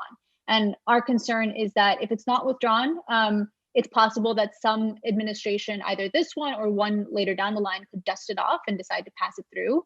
And there were examples of this that happened where the Trump administration took like something that was a 10-year-old, 12-year-old stale rule and decided to finalize it. And we're concerned about that. So we would really love to see, especially where there's this expansion, vast expansion of biometrics collection being proposed to withdraw it, and also a commitment to not push anything like that forward. We know that oftentimes surveillance is a bipartisan issue, right? There's bipartisan support, particularly for things like biometric entry exit, like using your face as your passport. Like we've seen that happen in the airports, and we've seen some support also from both Democrats and Republicans. And so we'd really like to see this movement away from using the collection of and retention of biometric identifiers at the federal level. Wonderful. For the sake of time, I just want to do a quick wrap, and we're going to move to comedy with your permission. I wanted to mention that we're going to have our next event on Tax Day, April 15th, focused on taxes and the environment of technology and the environment of overall environmental policies within the tech sector. So it's Tax Day. It should be a lot of fun. Get your mind off of the tax bills, and please consider joining us for April 15th for our next event. And I want to pass it over now to Debbie Durst and our friends Barry and Nina that are here tonight and patiently waiting. So you have the stage, Debbie. By the way, Debbie, how is our friend Will Durst? Thank you, Vahid. Mr. Will Durst is doing swell. Good. He is he's plodding along. It's like watching grass grow, but you come back a week later and there's another quarter inch. So therapy is coming along. We're plodding along, and it's all moving forward. So thanks for asking. And Will says hello to everybody. He sends his love, and he can't wait to get back to doing some live comedy, as are we all waiting to get back to do live anything. It's a really interesting evening. This is fabulous. It was great just to hear everybody talk about all the stuff that's going on. And I just want to say, every time I see a camera on the street or something, I always wave because, I want to, hey, it's me, just in case anybody wants to know, it's me, here I am. So also they have these facial recognition cameras. I take Will to St. Mary's Hospital for his occupational therapy. And now they have these little things, they're like on pedestals, and it's a little box. It looks like a mini iPad. And it says, please put your face up to the monitor. And I guess if you're a doctor or somebody who works at the hospital, instead of going through security and telling them why you're there and having them take your temperature and the whole thing, you just put your face up to this little iPad thing and it'll recognize you and you can go about your day, which is, I thought, kind of creepy because it wouldn't work for me somehow And the security guard was like, yeah, no, it's not going to work for you, honey. Sorry. But it's like, okay, that's kind of weird. And I guess it saves time. People don't have to stand in line to wait to go to work. And it's very important that we have our healthcare workers working where they're supposed to be working in the hospital. But I just kind of thought that was really strange to see that. They just appeared this week. I've never seen them before. So, onward and upward with all the surveillance stuff, I suppose. And as for comedy, good Lord, there's a lot of comedy to surveil, and we've got some here tonight. I'm really happy to have these people here, my buddies, my friends, my pals. Our first comedian tonight is not only a comedian, she's a professional speaker, and she also has a no-nonsense approach to disability awareness and acceptance. And she helps to bring institutions, communities, and individuals to deepen their understanding of disabilities and brings special approaches to making a more inclusive society. She's also an author, ladies and gentlemen. Not only does she do comedy, but oh yes, she's written a book. And she is the author of Stutterer Interrupted, the comedian who almost didn't happen. Ladies and gentlemen, it is my extreme pleasure and honor to bring to you Nina G. Hello, thank you, Debbie, and thank you for having me. This is my book. Do not get it on Amazon. After an hour of this, you better go to your independent stores and get it there, okay? I'm gonna put that right there. But hello, everybody. I've appreciated all of the information and the dialogue. I am not from the tech world. So I was a bit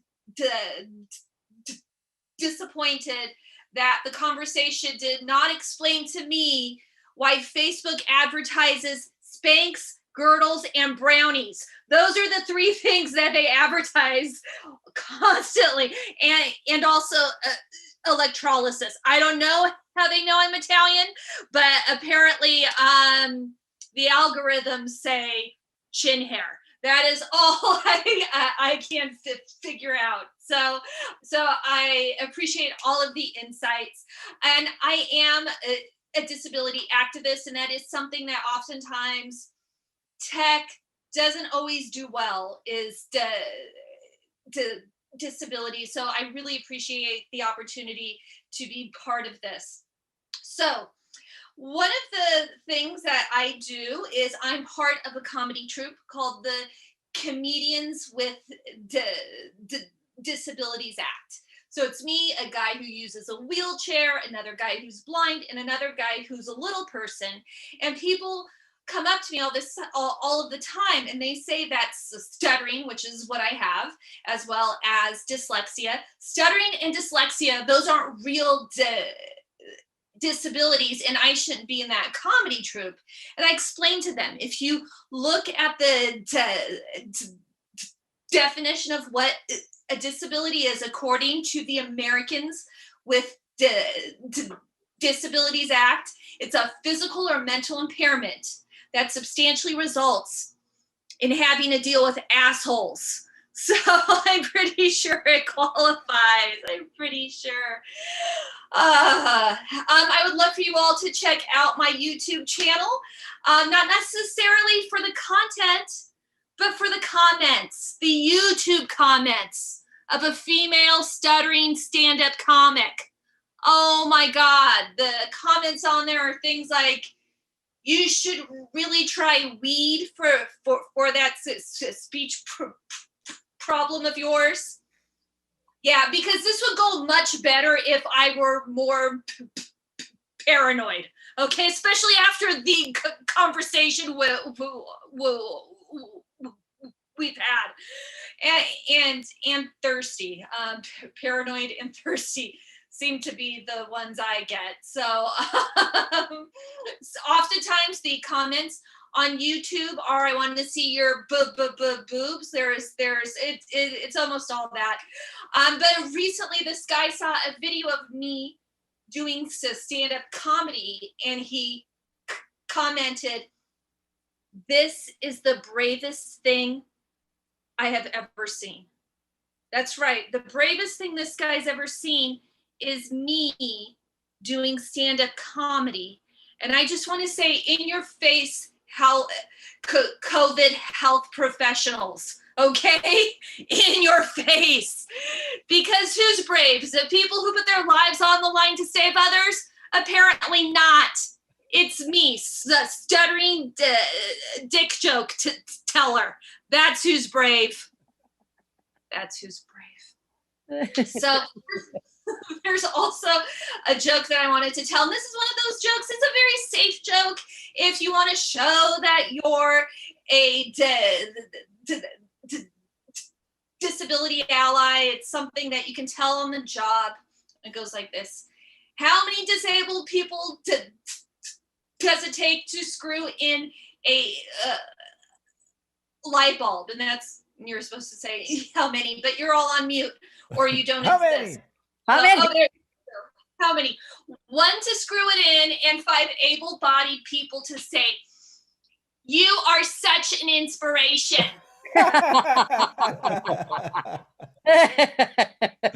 And then without any of the consent that you would get from anybody else, post that picture up on Facebook, because that is one of those things that oftentimes happens is somebody films a disabled person being themselves and then they, oh, look at this, isn't this inspirational? Let me put this on Facebook, and no permission is granted. And that's one of the things that oftentimes tech and disability intersect. So a lot of times people think that I'm fake stuttering for the comedic effect, because so stuttering and comedic timing are the perfect way to blend comedy. So a lot of times people think that I'm faking it. And I just want to be very clear. I have a rule that I don't fake my stuttering and I don't fake my orgasms, no matter how long either one of those two things take. They can both take hella fucking long, okay? That's how that works. But the thing is, orgasms and stuttering have a lot in common, because if the other person would just shut up and stop interrupting me, I'd finish a lot faster. So that's how that works. And there is this thing when you stutter or when you have a disability, and that is, as soon as someone meets you, they suddenly have a PhD in the thing you have. Oh my God, it's amazing. All the advice all the time. And in the Bay Area, it's always a gluten thing. Like the gluten thing always seems to be the advice. No, but the advice often comes in the form of either I was watching Dr. Oz, or if you're in Berkeley, the advice comes with I was listening to NPR. That is what you get. Oh my God. Oh, you know, some shitty, arrogant advice is going to be on its way. And I get advice in very strange places, and very weird times. I was once on the radio and a woman called up and said, I have a friend who stutters, but she found true love. And now she doesn't stutter anymore. Is that beautiful? Is that wonderful? Isn't that the biggest bunch of penis cures everything bullshit you've ever heard? That's exactly what that is. Once after a show, a guy came up to me, said I stuttered because I'm having the wrong kinds of orgasms. And I asked him what he meant but by that, and he told me. And I was like, I don't think you stutter through that orifice. So I'll let you think about what he might have said. It's like a fill in your own joke thing. But it's just not me. A lot of my friends, they get the same kinds of thing. And I had a friend at the time, he was 23. He was a virgin, and he also stuttered. He was seeing a Bay Area psychologist who told him that once he starts having sex, he's going to stop stuttering. As if the first time isn't enough pressure. Your life and your fluency also depends on that. So the pressure was on. And he started to date this woman, and I could tell that it was going to go somewhere. And one Sunday morning, I got a text, and the text read, "I still stutter." That's right, because he got some. So I texted back, "Keep trying." And he still stutters, so it hasn't worked yet. So, and I wanted to talk a little bit about my background, so something else.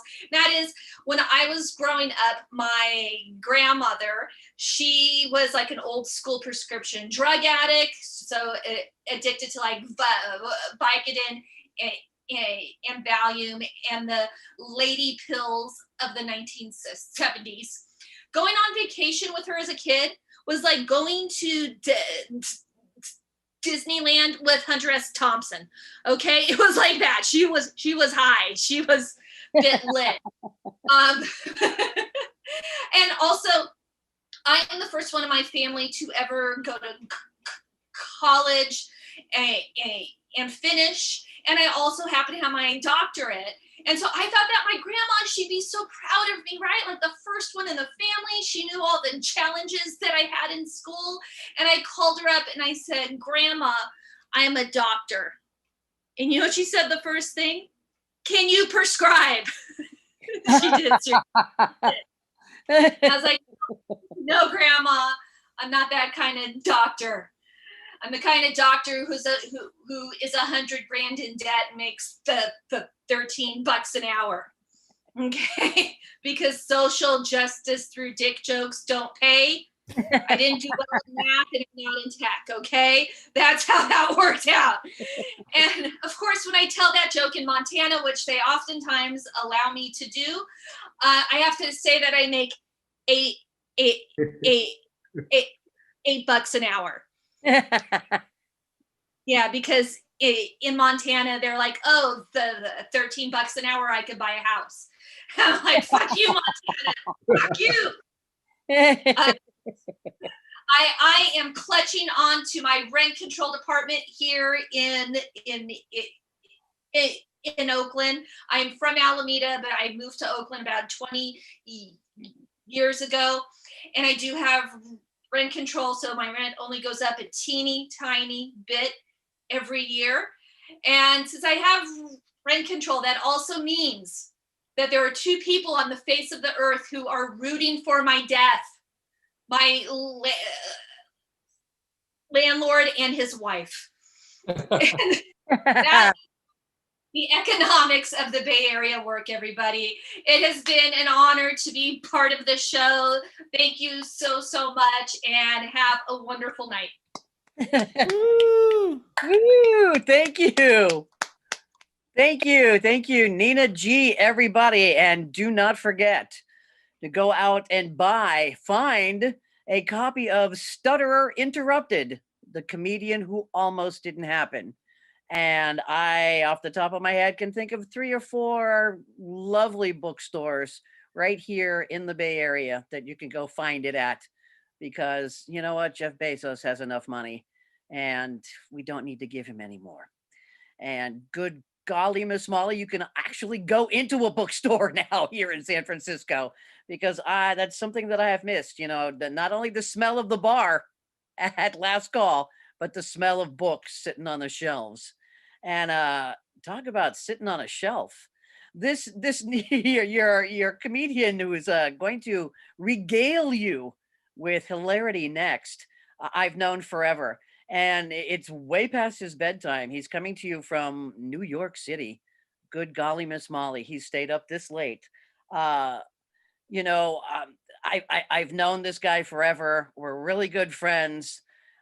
He's been doing comedy since telephones had long cords that got tangled up. He's doing comedy into a camera on a laptop for people who are equally as anchored to the sofas in their own homes as you are right now. Ladies and gentlemen, his comedy, much like this nation, has never been greater. It is my pleasure and an honor to introduce to you Mr. Barry Weintraub. Wow, Debbie, there's a tear coming to my eye, and thank God you really took a little time cutting down on my set, which is perfect. It's just great to kind of sort of be in San Francisco because COVID's kind of limited my ability to get out there. I have to thank everybody in ethics and technology. It's been great. I'm sitting here, let's talk about the elephant in the room, the background, because this is very important when you're doing Zoom. And I don't do a lot of Zoom. Quite frankly, I don't get out of this room a lot. So this is really special for me. You guys, just so you know who we got Jack Benny over here, who lived in an age before there were cameras in the house. We got Will Rogers, who probably thought of it in advance. We got Groucho, who's probably watching us right now. And Sam Kinison, just because I needed something in color. And I used to publish that magazine right there. So that's what you got. And then, of course, The Beast, which, when do you get to show off your 800-pound desk, except to a bunch of people in technology? It's solid wood. It's not listening. But there could be somebody in here that we'll never know for sure. So again, it's fantastic to be here. And I have to thank, what a great group to work with. The Ethics in Technology group sent me my stipend for this, which I deeply appreciate, weeks ago. And I've never been paid in advance for a gig I have not yet done from the comfort of my own living room. So this was terrific as well. I've been told, and based on what I'm seeing, this is a really smart crowd. This could be a little intimidating. I work comedy clubs, so the bar, low, very low. I also work to silence quite often, so this is very natural for me as well. Couldn't feel more at home in an empty room. Feels like a comedy club to me right now, actually. The only thing missing is a waitress asking if I'll be done soon. That's the only thing missing. That could actually happen before. And by the way, I want to thank you. The stuff in the green room tonight was terrific. The steak and the sandwiches. Vahid, I don't know how you did it, but it was spectacular. Persian kebabs. Wait, let me tell you a story about smart crowd, okay? So many years ago, because I have been doing comedy really since Dixie Cup and Strings were the technology. And many years ago, in the last century, I was working around this time of year, West Palm Beach, Florida, and I was working with a young man named Dan Whitney, who was beginning his career as Larry the Cable Guy, and we became great friends, and Paul Rodriguez, who hilarious and really was kind of at the peak of his career at this time. And I was the middle act, and it was just, those were great days, and it was so much fun. In Florida, we were going to baseball by day, Danny and I were. And like later in the week, we were going to some club that Paul Rodriguez was going to get us in because he was a celebrity. I was nothing. And Danny was not quite the star that he became. And on the way to the gig, I'm driving because I was living in my Jeep Cherokee, driving all over the country. So I had Paul with me, and we'd worked 3 or 4 nights in a row. And he said, as we were pulling up to this nightclub where he would later be hailed like a god, he goes, "Hey man, you got a good act, but do you mind if I give you a little criticism?" I'm like, "Sure." And he goes, "Well, you need a really smart crowd for your act." To which I had no idea what to say. And I guess my point is you're the crowd. Now, there is a kind of an addendum to that. A few weeks later, a friend called me and said, "Hey, didn't you work with Paul Rodriguez a few weeks ago?" I said, "Yeah." He goes, "Oh, well, he just did your joke on The Tonight Show." Which is great. I never did The Tonight Show, but my joke, and the joke was a good one. Now, this is how far back it goes. When the original George Bush, not the carbon copy, when the original George Bush was president, and looking at this crowd, some of you might not even be old enough to know that, but he had a big thing, if you remember, the war on drugs. And the joke was about Mayor Marion Barry, who might have been one of the first people surveilled by Big Brother, because if you remember, he got caught on video smoking crack in a hotel room. Nobody remembers this, or if you do, it's a sign. Well, again, I'm in an empty room. I don't know if you remember. So the joke at the time was, I guess Mary and Barry misunderstood President Bush. When President Bush said he wanted to fight the war on drugs, Barry thought he meant we should fight the war on drugs. That's a 25-year-old joke, and it did very well for Paul Rodriguez, I'm sure. And I did not write that for him. So, but anyhow, we now live in this age, obviously, and there's so much going on. I hope, are you vaccinated? Normally I would work the crowd, but there's no crowd to work in. I talked to Will Rogers, but vaccinations are going well. You know, now that there's actually someone answering the phones at the federal government, stuff's starting to happen, you know? And I haven't been vaccinated yet, but a lot of people are being vaccinated. Biden's rolling it out. Couple of weeks into it, no one's turned into a zombie yet, as far as I could tell. So the vaccines themselves, as far as we know, are healthy. But you got to admire, you know, Biden comes in under the radar, very quiet. Isn't it wonderful? Are you all enjoying this brief period of history where we could take a breath and not have to check Twitter every 7 seconds to see what's destroying our lives now? Right? You know, the mellow Biden administration doing a great job. The right wing kind of coming at Biden pretty hard because of his age. And he's an old guy. I mean, he's an older guy. You know, when Biden tells you he saw Hamilton, he's not talking about the musical. He's an old man. But it's not easy for Joe Biden. I mean, he's dealing with people like Mitch McConnell, who is literally the missing link between humankind and primordial ooze, Mitch McConnell. And he's dealing with people like Lindsey Graham, who someone somewhere has photographs of Lindsey Graham either with a goat or Alan Dershowitz. I'm not sure which. But when you're dealing with this kind of obstruction, it's not easy. Now, this crowd being a very left of center crowd, probably a Liz Warren crowd, probably a Bernie crowd. I don't know who you were for early on. Bernie, my heart goes out to Bernie.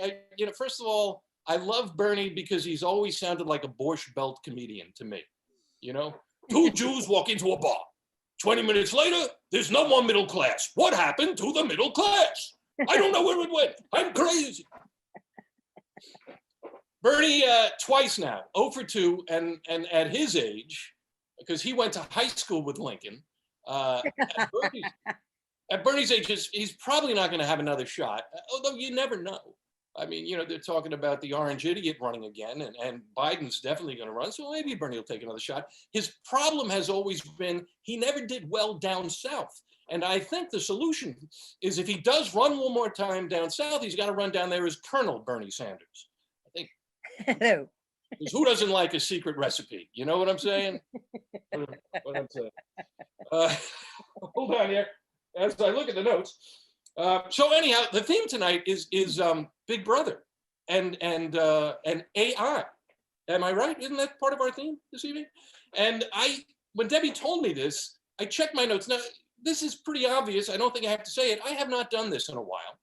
And with COVID, you know, all I have is notes. So I checked my notes and I had like 7 Big Brother comedy notes and a bunch of George Orwell comedy notes. Apparently, something about the last 5 years kept reminding me of Orwell. What could it be, Jack Benny? Whoa, oh, what could it be? Rochester, why would you be thinking of Orwell? Wait a minute, not making this up either.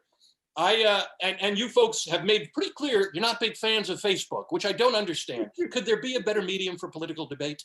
I mean, when in the history of Facebook has anyone ever stopped to read what's happening before, like typing 1 million words a second? You know, never in a million years does someone go, wow, that's a valid point. I think I'll stop typing for a second and actually think about what you've said. No. But anyhow, you know how it'll remind you what you did a couple of years ago every day? So this morning I wake up, I am not making this up. Here it is, the Facebook reminder from my notes. I did this. It was Trump says trade wars are good and easy to win. And then I wrote, Orwell once wrote that. Then he crumbled up the paper and threw it on the floor. See, because I have to feel that over the last 5 years, if Orwell were alive, he'd be watching Trump going, the guy's doing my act. This is crazy. I wrote that. What do you mean? What do you mean with a double speak? Remember, now I'm also going to tell you that I read Animal Farm in high school, and I read 1984 in like 1984. A long time ago was my point. First of all, had he named it 2020, he would have nailed it, right? If Orwell had only named it 2020, he misses by just that much. But he got a lot of stuff right. He got some stuff wrong. For example, and the most glaring, Orwell had Big Brother putting all the listening devices in our homes, but it turns out it's not Big Brother. It's Best Buy. And we're paying for the privilege. We're literally buying these things and subscribing to them monthly. It's nuts. Hey, why don't you bring an S-Cam into your house? It's only $5.99 a month per camera. Bring it on down. Bring it on down. And this is the ethical part. Now, I'm going to sound a little anti-liberal here, but Big Brother is not always the evil being. Sometimes Big Brother is the son watching the 90-year-old parents, making sure that nobody's stealing from them in their house. Boy, that raises ethical questions. When are you guys going to attack that one, huh? That's a tricky one. It's like, I don't really want to watch, but I got to make sure everything's okay. I am Big Brother, but it's not just that. I mean, I'm not a fan of the listening devices either. The ladies, not Big Brother, Big Sister, Siri. And what's the other one there with Amazon? What's her name? Alexa. Alexa, yeah. Alexa, yeah. Alexa, yeah. And Google used to, I'm afraid to even say it because, the listening, like you get a new TV. And when you set up the TV, it's like, would you like to leave your mic on? No, I wouldn't. Are you sure? I'm pretty sure. We can do it. We got the hard drive space. No, I'm good right now.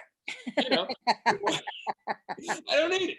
Or then you turn it on the next time and it's like, would you like to add your telephone number?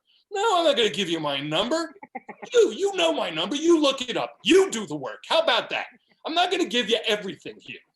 That's why I'm not on Instagram. I was like all for it when I had it on my laptop and then like, what? You got it? My phone number? No. I know they have it. Let them do the work. Let them dig. I'm not volunteering. Now, here's another AI thing that I focus on a little bit, which is all the smart devices in the homes. Those with assets have many more smart devices than others. Like I still have a dumb refrigerator, but there are refrigerators that like are listening and talking, and we're getting to the point where like the whole house is just going to become a viper pit, like with the refrigerators conspiring with the microwave to wipe out the dishwasher, and the Roomba and the Cuisinart got something going on the side. And then you got the KitchenAid mixer, which looks very angry at me and has blades. Not happy about that. You just don't know what's going on. Now, you folks are also ethicists, correct? This is the AI and I'm going to make an admission here. Because I'm a news junkie, I get my news from all areas, and I read Drudge Report a lot because he links to things. But if you do read Drudge Report, one thing you know is he takes you down the rabbit hole of the sex robots. I don't know, and you can pretend you don't know what I'm talking about, but I know every one of you has clicked on it because you can't not. And it's like Westworld coming to life when you see these photos of the skin on the face and then the wires in the back of the head. But you must be familiar with these issues that I'm reading about, the ethical issues of the sex robots now, because what's happening is deviants are buying these robots and they are engaging in their most deviant behavior. And this is raising ethical questions because there's nobody to say no. So I'm being told that the AI people are infusing the robots with the ability to know when to say yes and not. And I don't know if I want to live in a world where my sex robot might be faking it. I'm just not comfortable with it. I'm just not sure. So as I look at the notes, because I'm tight, this thing is seamless, isn't it? Have I mentioned Will Rogers? Yeah, a few more Orwell ideas, because they're just ideas. And thank you for letting me work them out. But also Orwell came up with the Ministry of Truth, if you recall, right? That was a 1984 concept. And in the Ministry of Truth, I guess that was like the first gaslighting that we read about, right? Isn't that what it all was? It was just whatever the opposite is, and that was gaslighting. The irony of all of this is that now we actually need a Ministry of Truth from the government because it's the free market that apparently has distorted everything. Not a real comic concept, but you guys are, intellectuals. I thought I'd throw it out there. I don't know if it's not really funny, but it's the kind of thing that makes you work. We appreciate it. Okay, well, all right. Let me get out here because apparently I'm running late and because I have no one to talk to in this house. Here's what's also happened in the internet age. Jokes of mine that are very old, I see now as memes, and I wrote them, and I'm pissed. So here's 3 of them, just so that you know what I'm talking about. First of all, in talking about the Republican Party, I am not saying that every Republican is a member of the Klan, but oddly, every member of the Klan does seem to be a Republican. My joke, I wrote it first, did it when Bush was president. It's a meme. Okay. The next one is Barack Obama. God bless him. When he became president, promised change. First thing he does is start speaking in complete sentences. And I thought, oh my God, change has come to the United States of America. That was my joke. Now it's a meme. And finally, and my favorite one, also about Barack Obama, the first Black president, Barack Obama, proved that anyone can grow up to be president. And then Donald Trump proved you don't even have to grow up to be president. You've been great. Sorry I ran over my time. This is great. Have a good night. Thank you so much. Thank you, Barry Weintraub, ladies and gentlemen, Barry Weintraub. I want to thank you, Barry. Love to love you, buddy. Someday I'll get back to New York. Someday we'll go to a game live again. Nina G, thank you so much. Hysterical, as always, Missy. And don't forget, people, Stutterer Interrupted, the comedian who almost didn't happen, coming to a bookstore, probably waiting on a shelf right now for you. Vahid, back to you, babe. Sure. Just want to thank all the speakers and the comedians this evening for making it a special night and presenting to our audience. Hopefully we'll have more of these opportunities in this year and we'll do more events, and this is just the start. So please consider joining us on April 15th, Tax Day, for another night of comedy and technology focused on the environment and taxes. And if you would, go to our website and sign the petition to break up Amazon's monopoly and regulate it. It's on our website, ethicsandtech.com. Would appreciate the support. And if you would share it with your friends, that would be even better. Thank you so much, everyone. Have a wonderful evening. Thank you, Debbie. Thanks, Nash, SAIRA, everyone. Really appreciate it, Mike. Thanks, y'all. It was a great event. Thanks, everybody. All right. Stay safe. Bye-bye. Hi, I'm Vahid Razavi with Ethics and Technology. For the past 8 years, we've been focused on ethical use of technology in various sectors, from AI, security, privacy. We've covered it all with our events and our blog. Today, I'm asking you to kindly consider making a tax-deductible donation to Ethics and Tech for turning the tables on the tech sector. As you're well aware, there's a lot of injustice that happens within the tech community, from the gig economy and its underpaid workers to employees such as myself that worked for Amazon and Jeff Bezos that were mistreated while I was there. And as long as we don't speak up, nothing will change. If we don't share what's happening, nothing will become of it and nothing will improve. So we want to turn the table. We want to create an app that targets tech community in corporate America and evaluates it based on how ethical and just they are, not just how great they are for the consumers. So with your help, we're hoping to raise some capital in order to do this. It's not a lot of money, and we can definitely build the app, and we have the experience to do it.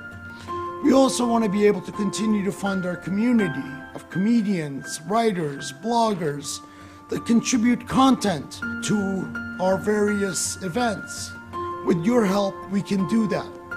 In return for your generous contribution, what we are willing to offer is annual memberships in Ethics in Tech that include events, online events, as well as in-person events once we can have them again, as well as access to our applications once it's developed, and of course our blog that's always free and does not serve any ads, and we don't plan to serve any ads on. So we hope you can join us. We hope that we can turn some of the injustice against the employees of these tech companies and be able to make a difference with your help. Thank you.